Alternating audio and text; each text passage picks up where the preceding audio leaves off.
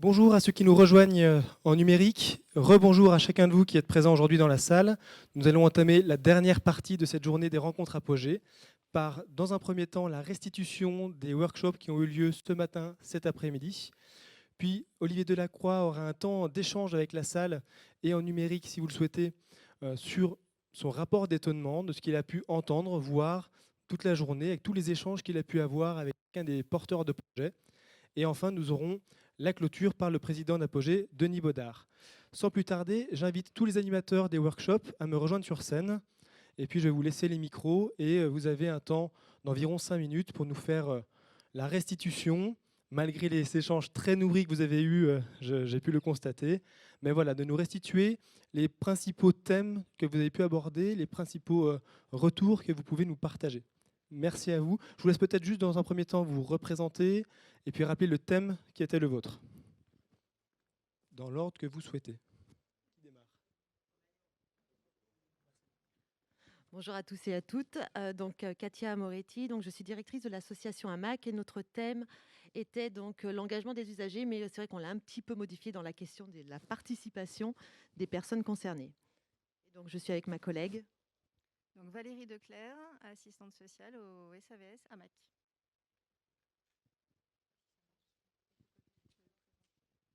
Audrey Acosta, formatrice au niveau de l'association Une souris verte sur l'inclusion des enfants en situation de handicap.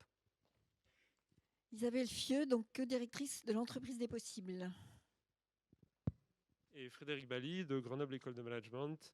Et je travaille au sein de la chaire Territoire en transition. Alors, n'hésitez pas à vous mettre vraiment sur scène, parce que c'est vraiment un temps qui est le vôtre.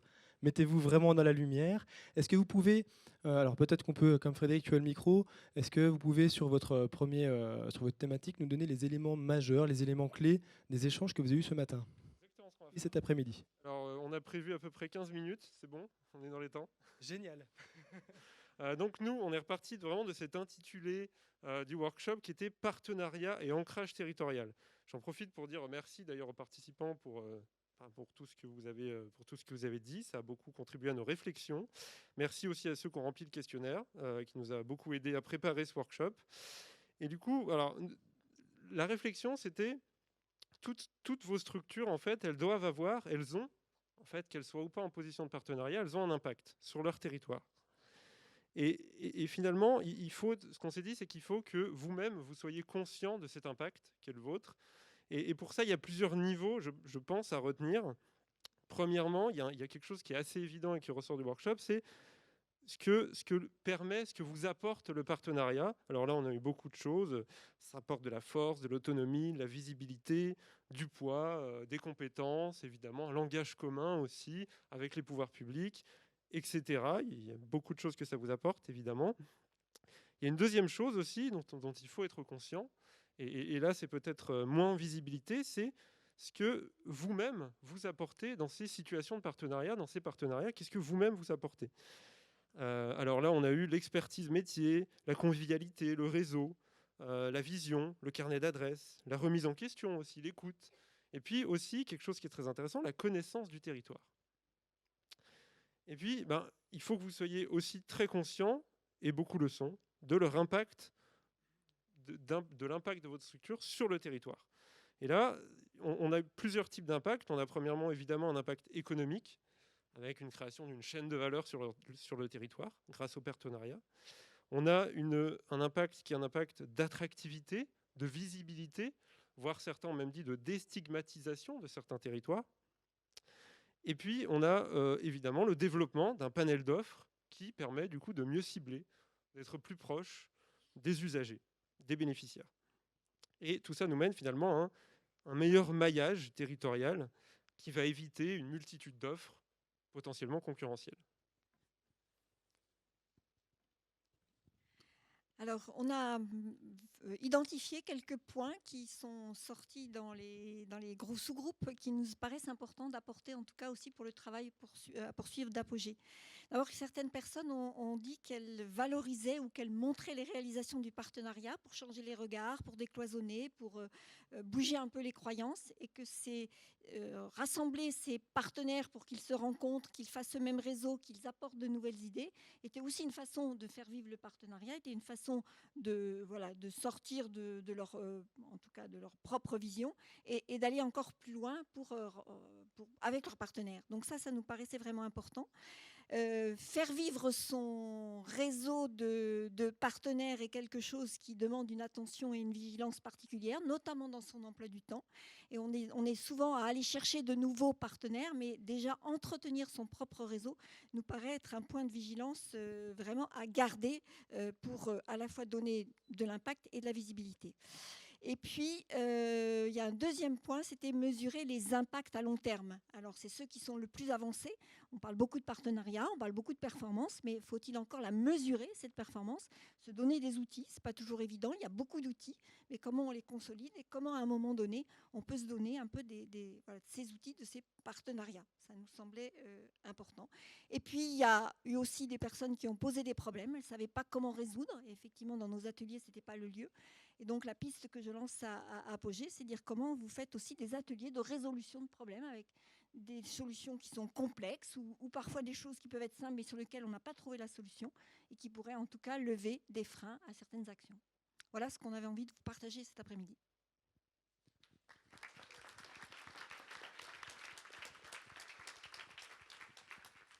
Un grand merci à vous. Et puis, avant que je l'oublie, je voulais vraiment vous remercier parce qu'on vous a un peu mis au défi quand même d'organiser 2 créneaux de workshop de 3 quarts d'heure sur des sujets complexes et de faire une restitution à la volée en sortie. C'est un vrai travail d'équilibriste que vous faites. Donc, un grand merci pour vous et pour votre adaptabilité.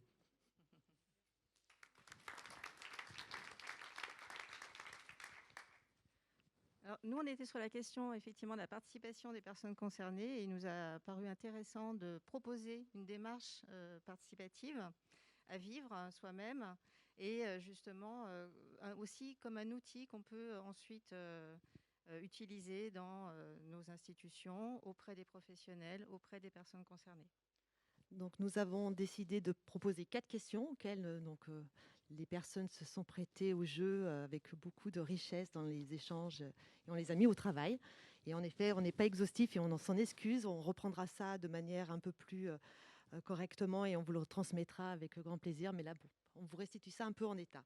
Donc, les 4 questions que nous nous sommes posées, c'est pour moi la participation C. Pour mettre en œuvre la participation des usagers dans les ESMS, pourquoi mettre, pardon, quels sont les freins de la participation et quels sont les leviers de la participation? Donc pour moi, la participation, c'est, on a proposé un outil qui s'appelle le photolangage, que vous avez peut-être déjà utilisé, et qui permet justement de se dire comment on appréhende en fait cette question-là. Donc ce qui est ressorti, c'est quand même la question du collectif qui revient quand même beaucoup. La question de renverser aussi les cadres institutionnels, changer de paradigme, et puis de ne pas se sentir seul non plus. Voilà, la question de donner de l'espoir, faire vivre un collectif. La question du collectif est vraiment ressortie dans cet exercice-là. Donc là, c'est l'atelier 1 et l'atelier de cet après-midi, l'atelier 2.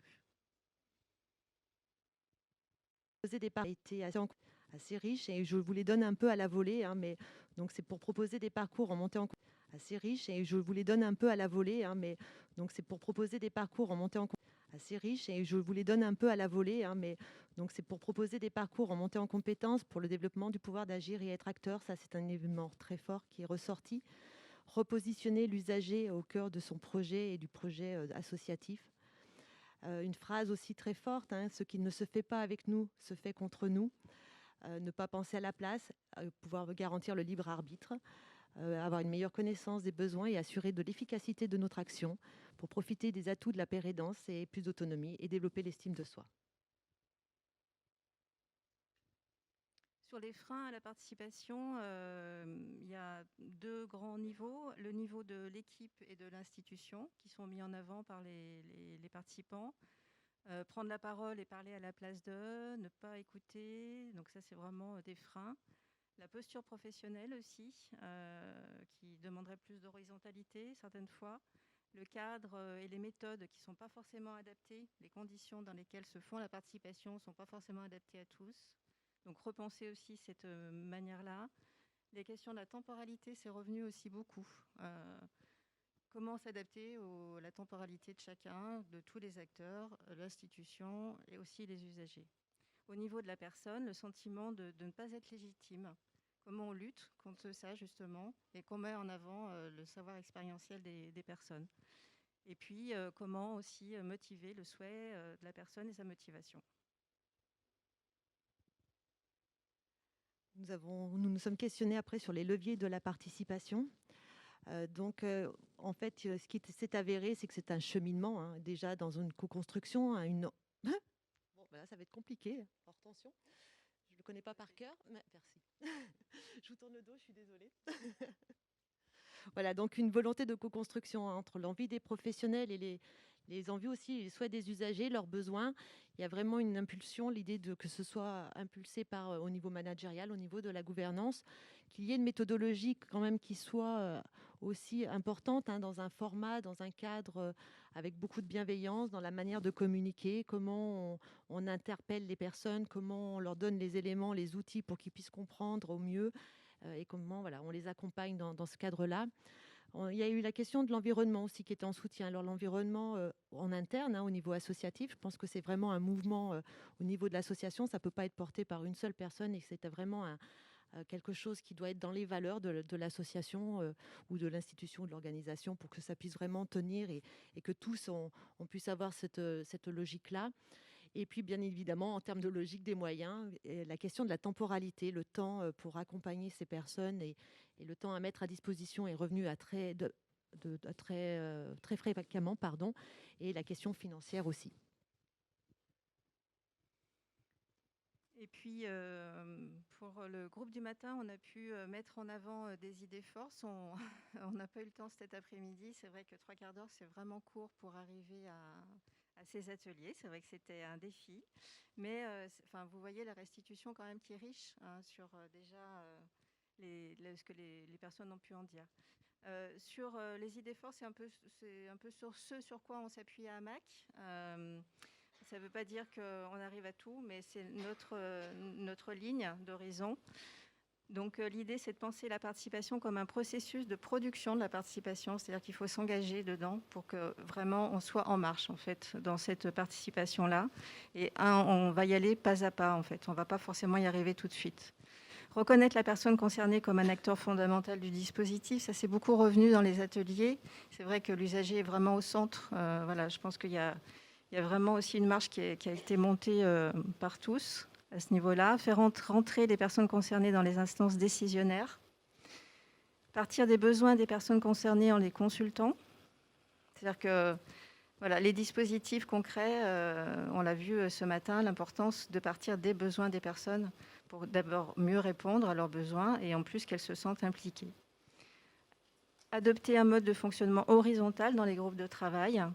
Légitimer la place de la personne, qu'elle soit représentante ou non. C'est-à-dire que souvent, on dit que la personne n'a pas forcément sa place parce qu'elle n'a pas été élue par les autres. Or, moi, en tant que professionnelle, quand j'assiste à une réunion professionnelle, je n'ai pas été élue par mes pairs. Donc il faut vraiment qu'on arrive à sortir de cette idée-là et que la personne, avec son savoir expérientiel, elle a toute sa place dans la réunion.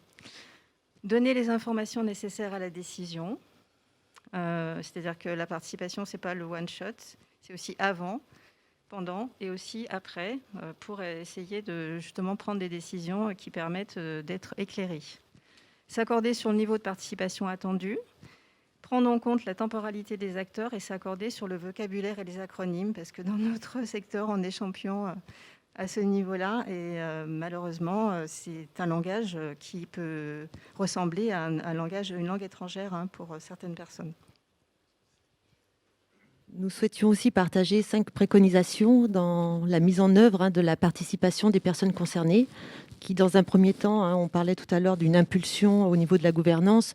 Donc, inscrire la participation dans le projet associatif est un des points quand même essentiels dès le départ, de pouvoir former les personnes concernées qui souhaitent s'impliquer, leur donner des outils de compréhension, de connaissances pour pouvoir aussi les accompagner dans leur estime de soi, leur confiance en soi, leur légitimité aussi, qu'ils puissent vraiment comprendre. Créer un collège des personnes accompagnées, former les professionnels à la participation, parce que là encore, on l'a vu dans les différents points qui pouvaient arriver, c'est la question de la posture, du savoir-être qui arrive et que c'est un pas de côté à faire et qui n'est pas forcément simple et qu'il est nécessaire et important d'accompagner les professionnels, puisque là, la question du pouvoir d'agir pour les personnes concernées vient aussi interroger la question du pouvoir j'allais dire des soignants, mais des intervenants sociaux. Donc voilà, de pouvoir vraiment être dans cet axe-là et de créer un observatoire de participation pour pouvoir savoir à quelle hauteur, à quel niveau nous sommes de la participation, quels sont les attendus. Est-ce que nous sommes à une simple information, à une simple consultation? Est-ce que nous sommes dans un pouvoir de décisionnel, etc. Donc pour ce faire, nous appuyons sur l'échelle d'Einstein qui met les 8 niveaux. Donc voilà pour l'ensemble des éléments qu'on a pu avoir là dans le cadre de nos 2 ateliers. Ainsi, il y avait un message pour le coup pour Apogée. Nous, on viendrait appuyer la question de la formation pour les personnes concernées et la formation pour les professionnels. Merci beaucoup. Et donc la restitution du 3e atelier. Donc, 3e atelier sur l'inclusion et la petite enfance. Donc, je vais être rapide. Des échanges super riches avec les 2 groupes qui nous ont emmenés à plein d'endroits différents, mais nous ont ramenés à des choses essentielles. Première chose dans les points clés qui reviennent sur les différents ateliers, c'est la notion de besoin. Quand on parle d'inclusion, on parle d'enfants en situation de handicap. On parle d'enfants à besoins spécifiques. Et finalement, ce qu'on s'est dit à un moment, notamment avec le dernier groupe, c'est que les besoins, on est bien sur des besoins naturels, besoin d'être en société, besoin de grandir, besoin de s'épanouir. Et en fait, c'est les aménagements qui ont besoin d'être spécifiques à ce moment-là. Donc, ce sont bien les aménagements que les professionnels proposent et pas les besoins spécifiques d'un enfant. Deuxième chose, du coup, qui nous a interrogé ou qui nous a donné des clés sur les 2 groupes, c'est que on constate qu'il y a une vraie nécessité pour les professionnels à élargir la façon de penser, en fait, par rapport à cette inclusion-là. Et qu'à un moment, quand on parle de ces enfants, on doit parler d'enfants tout court, d'enfants qui ne sont pas au milieu de tous, mais d'enfants qui font partie du tout. Et donc de penser la place de tous, mais aussi de penser la place de chacun. Donc ça, c'est quelque chose qui est revenu beaucoup. Et du coup, là-dedans, ce qui est ressorti, c'est la notion de formation, qui est beaucoup ressortie aussi. Mais du coup, finalement, pour les différentes personnes qui étaient sur les ateliers, la notion de formation, elle est ressortie dans la notion de formation en termes de représentation. L'idée, aujourd'hui, c'est pas former forcément à des outils supplémentaires, mais bien former à penser différemment, former à se représenter différemment ces notions d'inclusion et ces notions d'enfants différents ou d'enfants en situation de handicap, pour bien tendre à ce qu'on appelle l'inclusion et sortir un peu de l'exclusion, où on va être encore dans des expérimentations locales, comme quelqu'un l'a appelé les colibris, sur des choses qui sont ponctuelles, qui descendent de la nécessité de certaines familles à essayer de trouver des solutions, mais bien de penser la place du citoyen et de remettre l'enfant au cœur de la cité, c'est-à-dire d'en faire un citoyen, et donc de penser l'inclusion dans ce sens-là. Voilà dans les grandes lignes les différentes choses que nous avons abordées sur nos ateliers.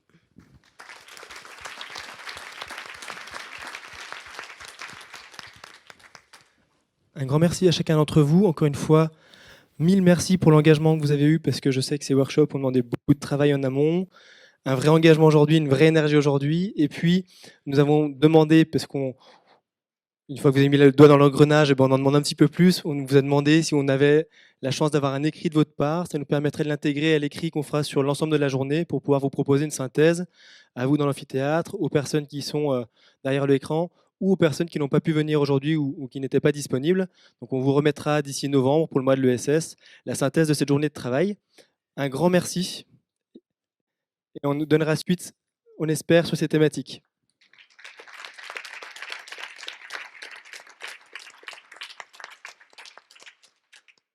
La journée continue et du coup, nous demandons à Olivier Delacroix, notre grand témoin de la journée, de venir témoigner, échanger avec vous sur son rapport d'étonnement. Olivier, parole libre. Bon, bonjour à tous. Moi, je suis un peu impressionné de parler devant autant de monde. D'habitude, je ne les vois pas, donc c'est plus facile. Et surtout aussi parce que vous êtes ici, vous les professionnels, et moi, je ne suis qu'un observateur. Donc, quand Anthony m'a demandé de participer à cette journée, je trouvais ça très intéressant parce que, d'abord, je considère que, et d'ailleurs, je ne m'y suis pas trompé, en fait, j'ai croisé aujourd'hui beaucoup de femmes et d'hommes dans lesquels j'ai senti qu'il y avait une vocation, en tout cas, pour faire le métier que vous faites. J'ai senti chez pas mal d'entre vous cette flamme et cette envie de faire un métier auquel on donne un sens et un métier où on s'occupe des autres, un métier où vous vous occupez de personnes qui sont fragilisées par cette société, soit laissées pour compte, soit mis en marge, en fait. Parce que quand, comme moi, on recueille la parole des uns et des autres et qu'on se fait observateur de cette société, aujourd'hui, on s'aperçoit que tous ces gamins dont on a parlé avec certains d'entre vous, ces gamins qui ont une trajectoire compliquée, eh ben, ce sont des laissés pour compte. Ces enfants porteurs d'un handicap aussi, j'y reviendrai. On a eu une discussion très intéressante ce matin, oui. Et puis les personnes vieillissantes, bien évidemment, qui sont des laissés pour compte aussi, parce que malheureusement notre société, eh bien oui, pense quand elle veut se donner bonne conscience, elle pense à ses vieux, mais on va pas dire que ça fait partie des préoccupations importantes. Je parle à un niveau général.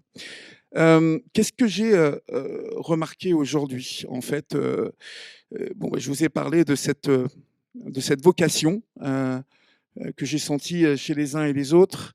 Ce matin, ça a commencé avec, je dirais, 3 interventions qui m'ont marqué parce que elles reflétaient un état d'esprit qui me paraît, comment vous dire, qui m'a paru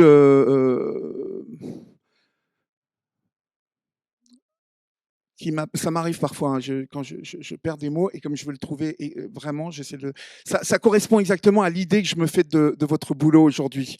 Vous travaillez dans des secteurs qui sont compliqués parce que, comme je vous l'ai dit, ce sont des secteurs qui sont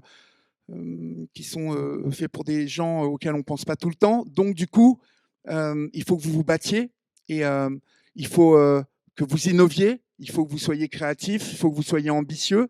Et j'ai l'impression en fait que ce matin, on a eu la présentation de 3 initiatives qui étaient assez ambitieuses en même temps qu'elles proposaient ou reproposaient à certains d'entre vous, parce qu'encore une fois, je ne suis pas le professionnel, vous l'êtes, qui proposaient vraiment de toujours être dans la gagne, dans la bataille, en même temps qu'on devait innover. Donc j'ai bien aimé les initiatives dont on a parlé ce matin, notamment ce bateau. Alors non, pas le bateau, parce que le bateau, je l'ai écouté, mais la moto. Parce que au début, quand on entend parler de ce projet-là, on se dit ouais, bon, les 24 heures ou le Castellet, ça doit concerner un petit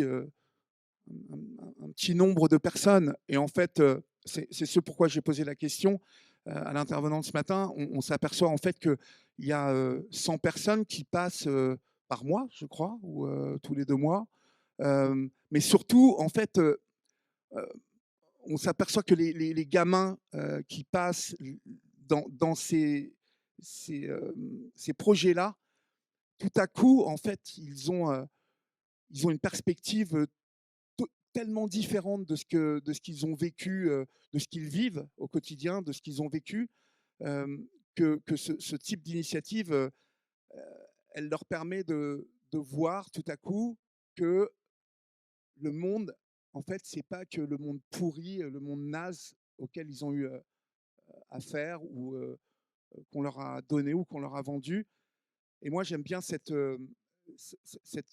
image-là, le fait que des gamins arrivent et qu'ils croient plus en rien, parce que malheureusement, il y a des gamins qui, à 14 ans, 15 ans, pensent que la vie, c'est que ça, c'est que finalement un quotidien merdique, et que des gens comme vous soient là pour leur montrer autre chose. Et donc, ouais, je me réjouis de ce genre de choses et je trouve ça, voilà, c'est moi le gamin pour le coup qui ouvre des grands yeux face à des personnes qui changent la vision, la vision qu'on peut avoir de la vie. Et je crois que quand on change la vision d'un gamin comme ça va influencer sa vie, ça va avoir un impact sur sa vie. Mais je pense aussi que s'occuper de vieilles personnes ou s'occuper de personnes porteuses de handicap et apporter l'énergie que vous leur apportez. Alors, l'énergie que vous leur apportez à travers les différentes spécialités que vous avez dans votre boulot. Voilà, moi je crois que ça fait partie des choses importantes. Pourquoi? Parce que, parce que je pense que toutes les personnes pour lesquelles vous œuvrez, encore une fois, ce sont des personnes qui sont un peu oubliées dans notre société. On en parle, on essaie d'en parler, j'essaie d'en parler.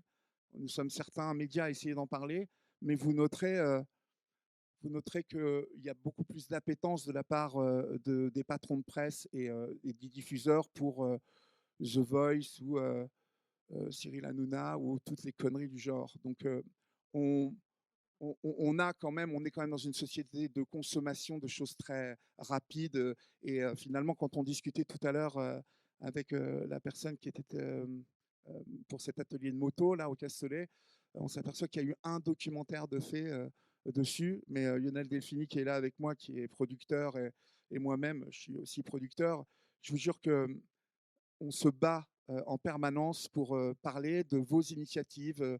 On se bat en permanence pour parler de ces gosses, des centres d'éducation fermés.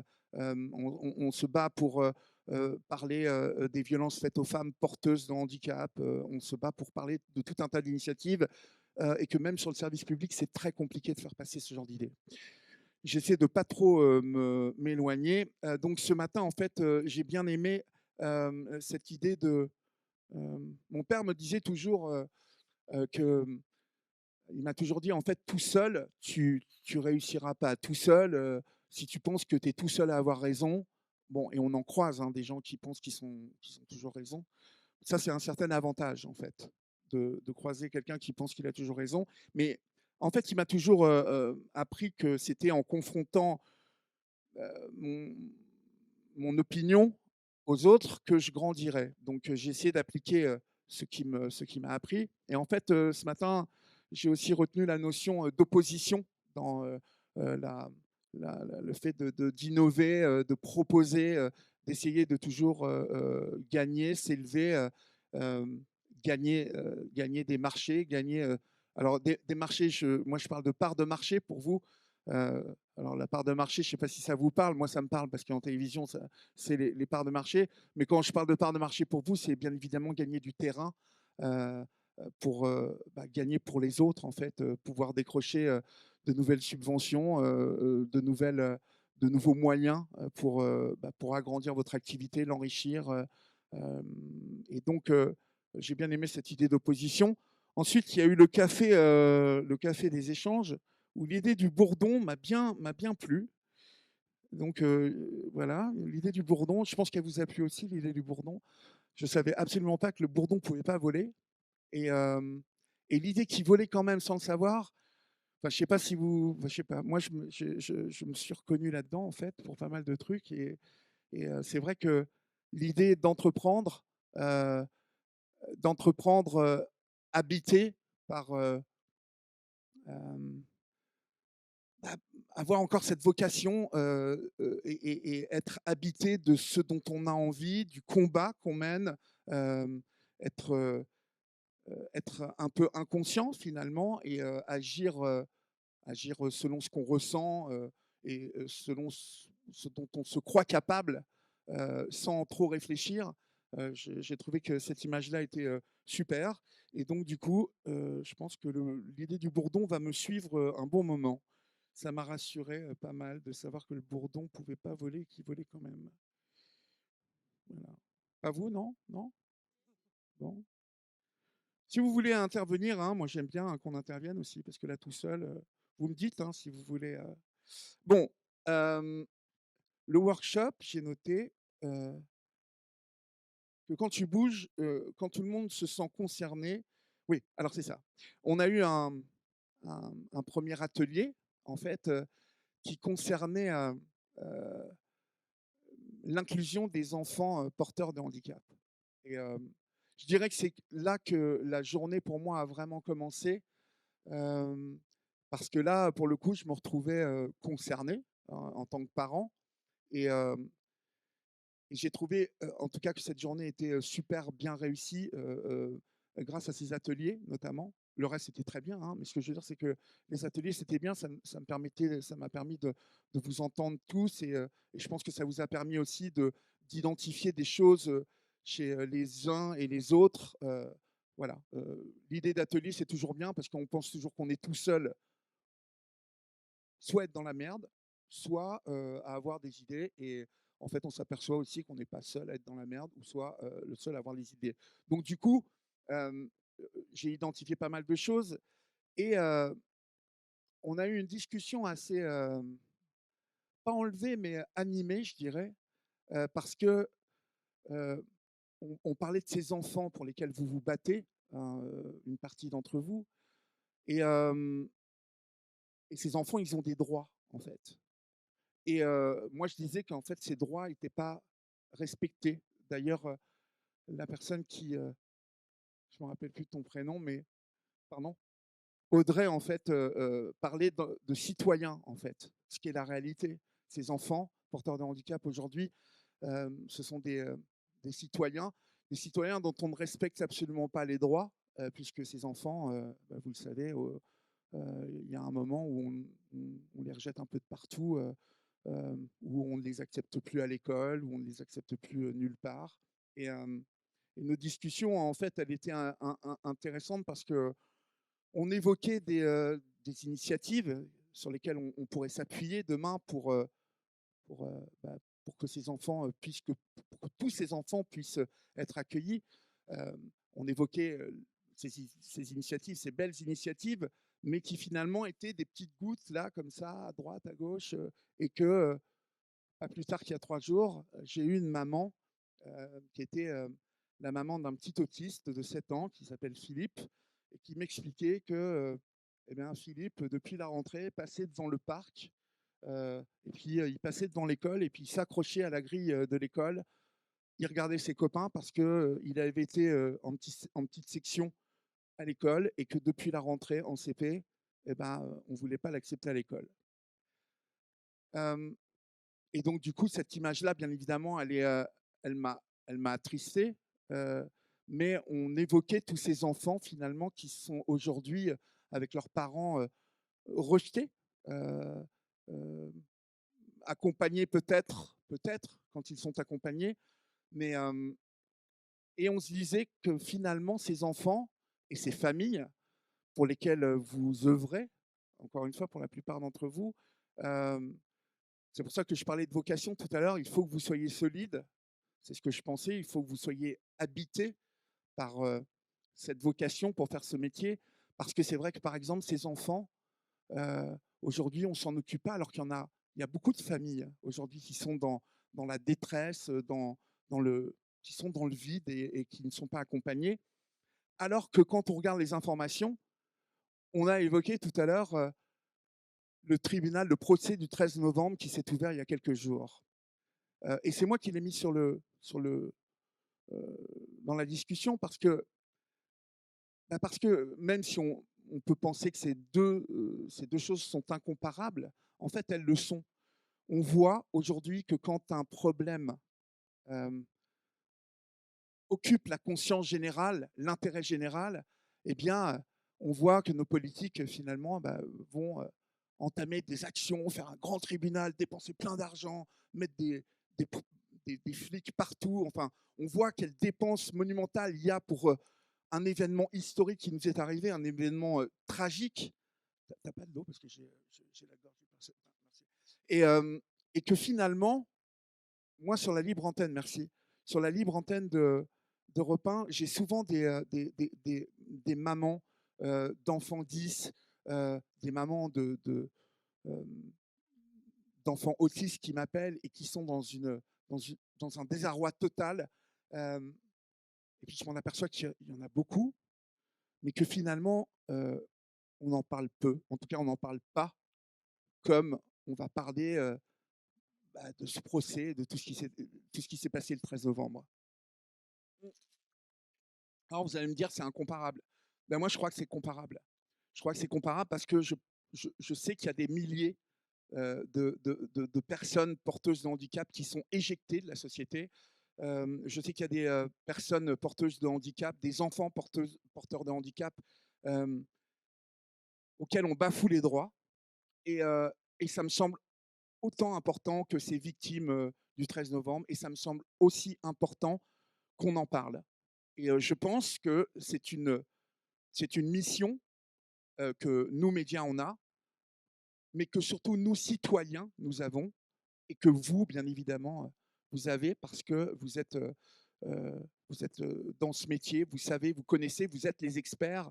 Il n'y a pas mieux que vous qui connaissez la vie de toutes ces personnes dont vous vous occupez. Alors, je sais que vous vous occupez aussi des équipes, hein, mais je pense que voilà, je me suis dit que vous étiez des relais importants aujourd'hui dans cette société. Et voilà, et c'était très intéressant de faire ce workshop parce que ça nous a permis de voir que la perception du handicap, en fait, en France, elle est. Alors là, on parlait des enfants ce matin, mais d'une manière générale, on est quand même dans un pays qui a une perception du handicap pas très bonne, en fait. Et, et je me suis dit que votre tâche, en fait, était. Ouais, que votre boulot était important. J'ai tendance à être un peu fleur rose donc, et à me dire qu'il y a des choses très importantes dans la vie, des gens très importants, et et à, à le dire. Donc je pense que vous êtes très important et j'espère que vous en avez conscience en fait. Après, on a travaillé sur comment mettre en œuvre la participation des usagers dans les ESMS. Bon, je ne suis pas un spécialiste. Vous venez d'avoir un rapport qui était beaucoup plus, que vous avez sans doute mieux compris que moi. La seule chose en fait qui a éveillé mon, mon intérêt, c'est que à un moment, il y a un monsieur qui m'a dit il ne faut pas considérer les usagers comme des clients. Et voilà, c'est le seul truc qui a retenu mon attention parce qu'en fait, j'ai souvent des appels de familles qui m'appellent pour se plaindre. Vous savez, je fais la libre antenne d'Europe 1 tous les soirs, donc j'ai beaucoup de familles qui m'appellent pour me parler des EHPAD, du service des EHPAD, des équipes des EHPAD, de la directrice des EHPAD. Et donc, du coup, et c'est vrai que j'ai souvent eu ce sentiment que en fait, les familles avaient affaire à des personnes qui agissaient comme si les personnes qui étaient là, les usagers, étaient des clients, en fait, quoi. Et donc, voilà, ça m'a. Et je ne sais pas ce que vous en pensez de ça, en fait. Moi, ça m'a étonné, en fait.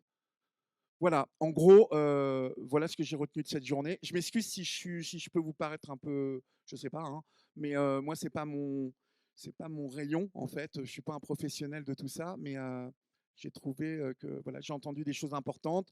J'ai surtout entendu et vu et réentendu des personnes qui s'occupent des autres. Et ça, vous le savez, c'est pour ceux qui me connaissent, c'est fondamental euh, parce que je pense qu'on est dans une société aujourd'hui qui éjecte de plus en plus vite et que il y a certains maillons de cette société qui sont très importants. Et voilà, je pense que les métiers que vous faites en font partie et sont essentiels pour qu'il y en ait moins.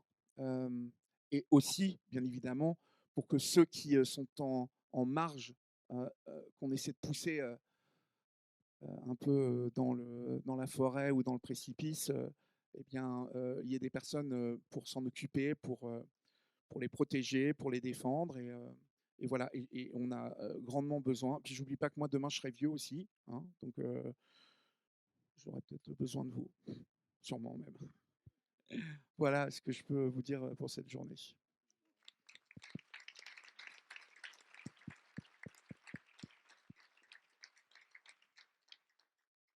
Merci Olivier, il nous reste quelques minutes et du coup pour en profiter, ça peut être l'occasion aussi d'ouvrir un échange si certains d'entre vous ont des questions à poser à Olivier. Olivier a la libre antenne sur Europe 1 tous les soirs et à ce titre-là, j'ai écouté quelques-unes de tes émissions. Il y a régulièrement des personnes qui t'appellent, alors qui ne dévoilent pas toujours toute l'intimité de leur vie, mais qui ont des sujets qui sont les nôtres ici, les personnes âgées, les personnes handicapées. Quel réconfort est-ce que tu arrives à apporter à ces personnes-là? Est-ce que c'est des sujets sur lesquels tu as des retours derrière? Est-ce qu'elles ont trouvé des solutions à leurs problèmes? Comment est-ce qu'on peut, nous, prendre conscience que finalement, en étant professionnels, on est dans notre... c'est pour ça que je t'ai invité quelqu'un d'extérieur, parce que nous, on a un peu nos ornières, nos œillères, nos bornes, pardon. Euh, Toi qui as ce regard extérieur et qui a des gens qui viennent t'appeler, est-ce qu'elles trouvent des Souvent, solutions? Est-ce qu'elles trouvent des... mais moi, je crois qu'il y a toujours, il y a toujours le fait d'écouter quelqu'un. Quand quelqu'un a envie de parler de sa solitude, surtout de ça, quoi. Hein. Il y a beaucoup de gens qui m'appellent, qui sont vieillissantes, qui m'appellent, qui sont seuls. C'est difficile hein, de dire à quelqu'un autre chose que, voilà, vous savez que vous pouvez nous appeler, qu'on est ici, vous connaissez notre numéro. Alors, une fois que tu les as écoutés, d'abord, parce que je pense que la première action, première chose que je fais, c'est d'écouter. Et écouter, ça fait du bien déjà. Laisser quelqu'un te parler de lui sans l'interrompre, sans obligatoirement éprouver le besoin de, voilà, de le relancer sur il est là, il t'appelle pour te raconter. Il n'y a pas de solution à la solitude. Euh, la, la solution, souvent, moi j'incite les personnes qui sont toutes seules et qui commencent à être vieillissantes de se rapprocher alors pas d'EHPAD obligatoirement, parce que je sais qu'il y a il y a aussi des possibilités autres. J'ai appris aujourd'hui qu'il y avait mais ça je le savais un peu, des résidences pour personnes valides. En tout cas, des MARPA, par exemple, qui ouais, effectivement on sont se fait le relais, des en zones fait. intermédiaires. Les gens ne le savent pas obligatoirement, en fait. Les personnes vieillissantes voient souvent l'EHPAD comme la dernière étape et le mouroir, quoi, quelque part. Or, d'abord, on essaie de leur dire que c'est pas ça. Moi, ma grand-mère y était, donc j'ai vu ce que c'était. Euh, et puis, euh, bon, on n'a pas que des gens comme ça qui nous appellent. On a à la libre antenne, on a beaucoup de gens qui nous appellent, qui sont comme je vous le disais, des éjectés de la société, des gens qui ont des problématiques, qui ont vraiment des points communs avec vous, professionnels. Sont des gens dont les mômes ont été placés et ensuite sont dans des centres d'éducation fermés ou sont partis dans ce contrôle-là. Il y a beaucoup, malheureusement, de familles et de mamans qui se retrouvent complètement larguées, mais pas obligatoirement parce qu'elles ont un enfant autiste, parce que l'autisme, je trouve que la France, je trouve ça honteux, moi, de la manière dont certaines familles vivent aujourd'hui avec des enfants autistes, une galère, ils sont complètement abandonnés. Et, c'est pas digne d'un pays comme la France, mais bon, voilà, je pense que ça vous le savez aussi. Mais il y a aussi, on l'a évoqué, des pères ou des mères d'enfants 10 qui nous appellent et qui sont complètement. En fait, ils connaissent pas, ils savent pas. En France, on est dans un pays où finalement on diagnostique depuis très peu les enfants 10 et, et finalement c'est nouveau pour beaucoup de gens. alors je ne sais même pas si on dit maladie pour 10, hein, on dit trouble, mais ça a fait des trajectoires de mômes. Je ne sais plus avec qui j'en parlais tout à l'heure, mais j'étais dans les centres d'éducation fermés faire 2 films et je me suis fait la réflexion que la bonne société française pense à enfermer nos mineurs aujourd'hui et à avoir de plus en plus de centres d'éducation fermés, alors qu'elle ne se préoccupe pas justement de ces mômes qui naissent dans des familles pauvres, en tout cas sans moyens, ou même le diagnostic de trouble d'un enfant, ce n'est pas quelque chose qui existe pour ces familles-là. Donc en gros, j'ai vu dans ces centres d'éducation fermés beaucoup de mômes qui avaient été rejetés dès l'école parce qu'on pensait que c'était des feignants, parce qu'on pensait que c'était des agités et qu'ils ont été d'emblée cassés, rejetés parce qu'on se plantait sur eux et qu'on n'a pas fait l'effort de chercher à savoir ce qu'ils avaient. Donc voilà à quoi ça sert aussi la libre antenne, c'est à répondre à certaines personnes pour les déculpabiliser aussi en tant que parents parce que eux aussi, ils n'avaient pas les mêmes chances que les autres. Voilà. Est-ce qu'il y a dans la salle alors, une envie d'interagir? Ça peut être une question, ça peut être de réagir aussi à ce qui était dit pour apporter des compléments, pour dire attention, il existe des choses pour ces problématiques-là. Est-ce que parmi vous, certains souhaitent apporter un échange?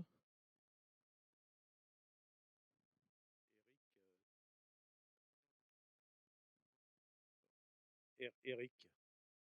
C'est Olivier, hein. Bonjour Olivier. Oui. Merci Ah, pour. vous appelez Eric? C'est Eric. D'accord, pardon. Vous, Olivier? Oui. Je croyais que vous m'appeliez Eric, c'est pour ça que je me suis dit, bon, d'accord. Moi, Eric, vous, Olivier. Ok. Vous, Olivier. Bon, Olivier, je voudrais que, avec toute l'énergie que tu disposes, et puis tu as, ne serait-ce que par ta capillarité, une modernité innée, je voudrais que tu puisses transmettre dans tes émissions l'énergie l'énergie de gens qui portent des cannes. Donc la canne, je voudrais que ça devienne un élément de mode, un élément comme au 19e siècle ou comme sous l'époque de Louis XIV. Ouais. On a des smartphones qui servent à rien. Pourquoi ne pas avoir une canne qui pourrait aussi faire smartphone?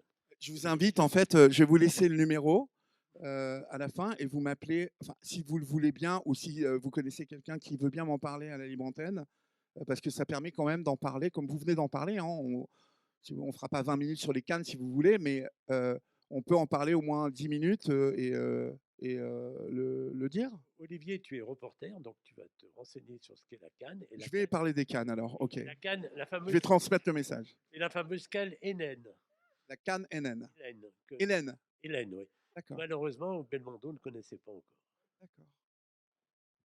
Très bien. Il y a donc une injonction d'ouvrir une réflexion et une livre antenne sur les cannes.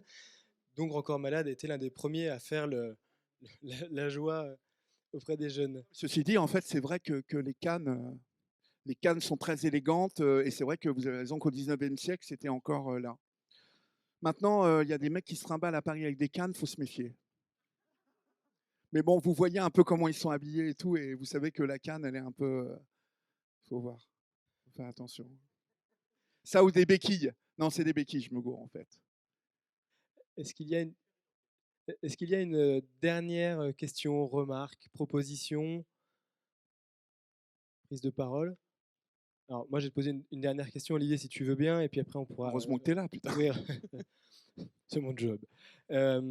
Ça fait combien? 10, 15, 20 ans que tu... 15 ans. 15 ans que tu fais les émissions dans les yeux d'Olivier. Moi, je t'avais connu comme ça. Enfin, je t'ai découvert comme ça par des films où justement tu avais parlé de sujets qui sont parfois tabous. Et je trouvais ça intéressant. Et depuis cette quinzaine d'années où tu vas dans des centres, où tu vas dans des endroits où tes confrères ne vont pas toujours, est-ce que tu as vu évoluer les choses en bien, en mal? Ou qu'est-ce qui a bien évolué, qu'est-ce qui a moins bien évolué dans ces 15 dernières années? J'aimerais vraiment finir sur une note positive. Malheureusement, j'ai envie de vous dire, et c'est ce pourquoi j'ai insisté tout à l'heure sur l'importance que vous avez dans votre action professionnelle et en tant qu'homme et femme qui vous battez dans les secteurs. Je vous dis vous battez parce que votre boulot, moi je l'apparente à vraiment une bataille pour que ça aille mieux. Mais malheureusement, non, je trouve que j'étais dans des centres d'éducation fermés, comme je te l'ai dit, et je trouve que ça ne s'améliore pas. Encore une fois, la perception aussi de ces mineurs qui font des conneries et qui parfois sont des choses horribles. Mon meilleur pote est éducateur et me raconte des choses horribles. Mais je trouve que la perception de la société, donc des citoyens, en fait, elle n'a pas changé. On est dans un pays qui est assez inquiétant. Je trouve que la France devient de plus en inquiétante et ça ne. On en parle beaucoup. On parlait de l'autisme avec cette dame et de Madame Macron qu'on a parlé maintes et maintes fois, mais les parents d'autistes te disent que ça n'avance pas, qu'ils sont toujours aussi seuls. Moi, je parle beaucoup des violences faites aux femmes et des violences faites aussi aux femmes handicapées. Ça fait 10 ans que je parle de ce truc-là. Et il y a eu un truc fait par la ministre là, qui va souvent chez Hanouna et qui se fait des mises en plis. Mais tu écoutes les associations, ça a reculé, ils ont moins de subventions et les chiffres ne bougent pas. Et finalement, on a l'impression, enfin, la réalité, c'est que nos politiques jactent, mais n'agissent pas, en fait. Et c'est assez désespérant. Et ce qui est assez désespérant, vous l'aurez vu tous, mais c'est de voir que finalement, parce qu'on n'avance pas sur ces terrains-là, et que ces terrains-là sont des terrains sensibles qui en fait, les citoyens, ils ne perçoivent pas pourquoi aujourd'hui, il y a encore 150, 160 femmes qui meurent tous les ans. Voilà. Pourquoi il y a un gamin sur deux. Non, il y a un gamin qui meurt tous les 2 jours. Aujourd'hui, de mauvais traitement en France. Les gamins, le citoyen ne comprend pas pourquoi il y a des mineurs qui piquent des bagnoles 15 fois, 20 fois. Enfin, tu vois, pourquoi les jeunes font des conneries et finalement, ils ne comprennent pas pourquoi ce sont des jeunes issus des quartiers. Personne ne leur raconte que dans les quartiers, ce sont des gens en fait, qui sont pauvres et que proportionnellement, oui, quand on est pauvre et qu'on n'a plus rien à bouffer, on vole. Oui, c'est une logique. Donc, est-ce que ça a avancé? Non, mais je pense que c'est pas pour ça qu'il faut s'arrêter de faire le métier que je fais. On est quelques-uns à parler comme je parle. On a moins de propositions que Nagui ou que Hanouna, mais c'est pas grave, on est là et on continuera à parler comme on parle. Mais non, vraiment, non, ça n'avance pas.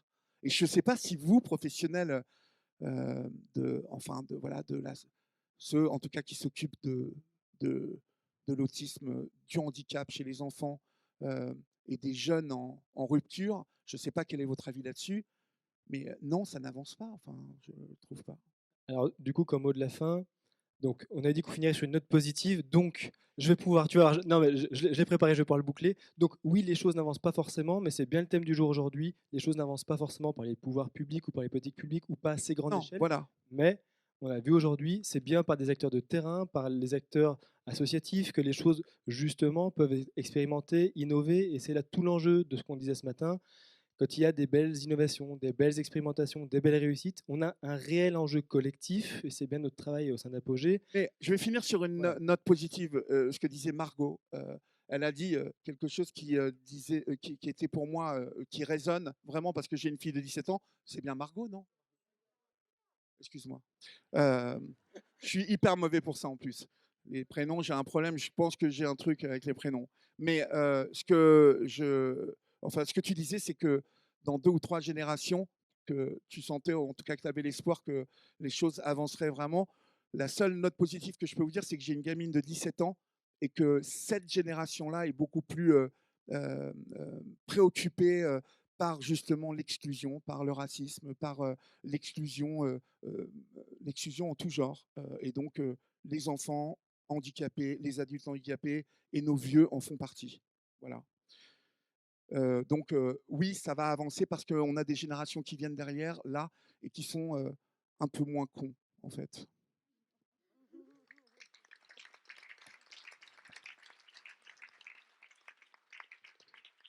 Je parlais pas pour nous, hein. Nous, on est intelligents, beaux, sympas. Voilà. C'est ceux d'avant et ceux d'après. Voilà. Je parlais de ceux qui, à 10%, pour l'instant, vous votez Zemmour. Voilà. Alors, chez nous, on ne fait pas de politique.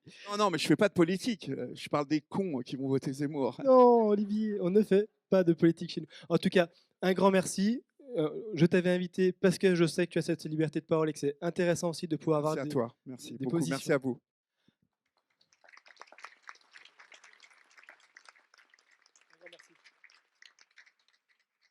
Alors, Olivier va nous quitter rapidement parce qu'il reprend son train pour Paris. Il a eu la grande gentillesse de se faire remplacer hier soir chez Europe 1 pour être avec nous aujourd'hui. Donc, un grand merci à toi pour cet engagement. Il nous reste pour clôturer cette journée. Merci Olivier.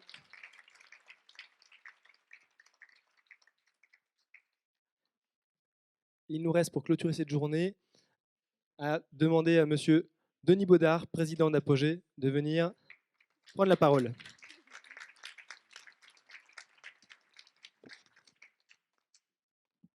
Merci pour ces applaudissements. Je suis un peu impressionné. Bonjour à tous.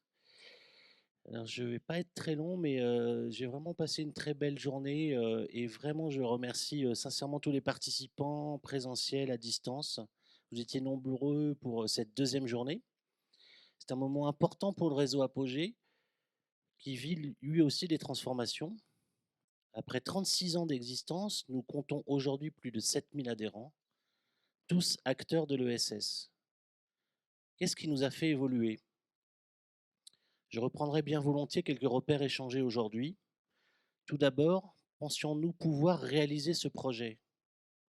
Nous l'avons construit au fil du temps en interrogeant systématiquement le sens de nos actions, en confrontant les possibles réponses aux besoins des adhérents et notre capacité à faire bouger les lignes. Est-ce de l'audace? Je dirais plutôt l'expression de nos valeurs et convictions, portées par les bénévoles et les équipes permanentes. Nous avons plus encore réalisé notre capacité à agir et notre responsabilité à agir, source de la vitalité de notre réseau. Nos offres d'accompagnement se sont élargies à partir du pilotage des achats, puis de la gestion des fonctions support, le conseil et la formation, et dernièrement la gestion des ressources humaines. Il manquait un point clé pour le soutien des adhérents. Comment pouvions-nous être encore plus utiles? Donner encore plus de sens à nos actions. Ce sont les adhérents qui ont apporté la réponse à travers leurs projets remarquables, qui continuent d'irriguer la vitalité et le sens de leur engagement. J'ai l'habitude de dire ce sont des petites pépites. Nous l'avons vu aujourd'hui, ça crée une valeur considérable pour les personnes, les équipes, les bénévoles. Elles sont pourtant peu valorisées et nous avons à cœur de les faire connaître, de les soutenir et de les diffuser.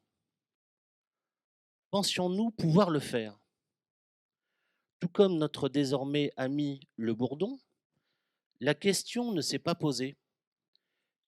Nous avons suivi notre intuition que cela serait utile pour mieux vivre ensemble. C'est le sens de cette journée des échanges, des rencontres Apogée, et je remercie très vivement les intervenants qui ont été soumis à des contraintes d'intervention et d'animation fortes. Et vraiment, j'ai beaucoup apprécié la qualité des restitutions et des échanges, et également au cours d'échanges que j'ai pu avoir avec vous. Donc, merci pour votre présence et votre engagement à nos côtés. Merci à Olivier Delacroix qui est parti. Et je profite aussi pour dire que je suis un fan d'Olivier Delacroix parce que j'ai écouté depuis longtemps Dans les yeux d'Olivier. Et je me souviens notamment d'une de ses interventions en immersion dans un monastère. Voilà, je vous conseille de l'écouter, c'était vraiment exceptionnel. Parmi d'autres podcasts d'ailleurs qui sont disponibles aujourd'hui. Donc, je fais la pub à sa place. Donc, c'est vrai que ça nous a permis de prendre de la hauteur. Et moi, ce que je relève dans ce qu'il a pu lui-même noter, c'est d'être habité. Et c'est quelque chose qui est présent dans nos équipes salariées, bénévoles, chez Apogée, c'est d'être habité par un sens de nos actions, par le sens de nos actions, au service de projets, au service de l'utilité. Merci aux partenaires que vous aviez tout à l'heure à l'écran. Donc, les travaux menés aujourd'hui seront disponibles par écrit, streaming, depuis notre site internet d'ici novembre. Donc, dans quelques temps, soyez patients. Et nous vous donnons rendez-vous l'année prochaine, le 16 septembre, pour la 3e édition. Merci encore.